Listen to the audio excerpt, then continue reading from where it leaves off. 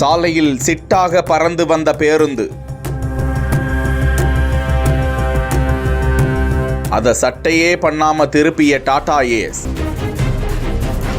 அடித்து தூக்கி இருந்தா அப்பளம் போல நொறுங்கி இருக்கும். சூப்பரா சடன் பிரேக் போட்ட ஓட்டுநர். அடுத்தடுத்து வாகனங்களும் மோதிக்கொள்ளாமல் தப்பிய அதிர்ச்சி சிசிடிவி காட்சி.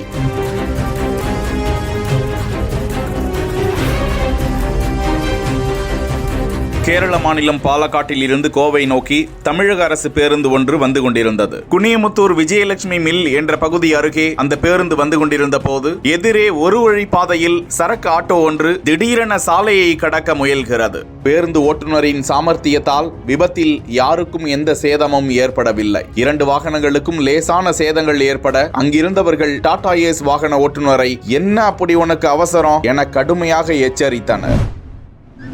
பிறந்து வரும் போதே சிலரு வரம் வாங்கி வருவாங்க,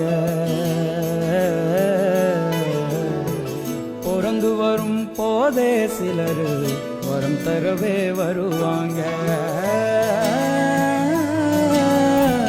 வரமா வந்தம்மா வாஞ்சையுள்ள தந்தம்மா திரும்ப நசுக்காத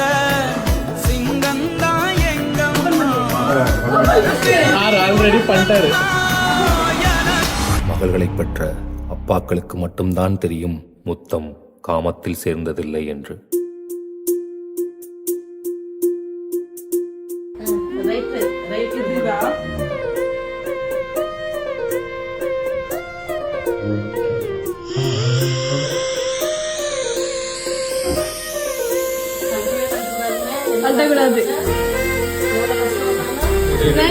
நம்ம கிட்ட உங்களோட ஹீரோ யார் அப்படின்னு கேட்டா நமக்கு சட்டுன்னு வர்றது நம்மளோட அப்பா. அப்பாவை தான் முதல் ஹீரோ அப்படின்னு சொல்லுவோம். அப்பா எப்பவுமே பொண்ணுங்களோட பயங்கரமான ஸ்பெஷலான ஒரு ஹீரோ. சோ அந்த ஹீரோக்கு நாம கண்டிப்பா ஏதாவது பண்ணோம் இல்லையா? முதல்ல ஏர்ன் பண்ணி அவருக்கு ஏதாவது வாங்கி கொடுக்கணும் அப்படின்னு நினைச்சிருக்காங்க இந்த மகள். சோ என்ன பண்ணிருக்காங்க அப்படின்றத நீங்களே பாருங்க. இந்த வீடியோவை லாவண்யா அபிஷியல் அப்படிங்கிற இந்த அடியில போஸ்ட் பண்ணிருக்காங்க. இவங்க போடும் போதே வந்து அப்பாவோட 50th பர்த்டே. சோ அவருக்காக நான் ஏதாவது ஒன்று பண்ணணும், அதனால என்னோட ஏர்னிங்ஸ்ல எங்க அப்பாக்கு நான் ஒரு அழகான ரிங்க வாங்கி கொடுக்குறேன் அப்படின்னு சொல்லியிருக்காங்க.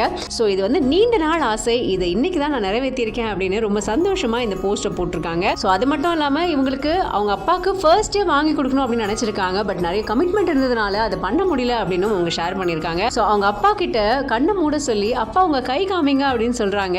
ஸோ அவர் கை காமிச்ச உடனே அவங்க அந்த கிஃப்ட்டை கொடுக்குறாங்க. கொடுத்த உடனே அவங்க அப்பா வந்து திறந்து பார்க்குறாரு. பார்த்த உடனே அப்படியே சர்ப்ரைஸ் ஆகுறாரு. என்னமா பண்ணியிருக்கேன் அப்படின்னுட்டு அதை பார்த்துட்டு ரொம்ப சந்தோஷப்படுறாரு கூட.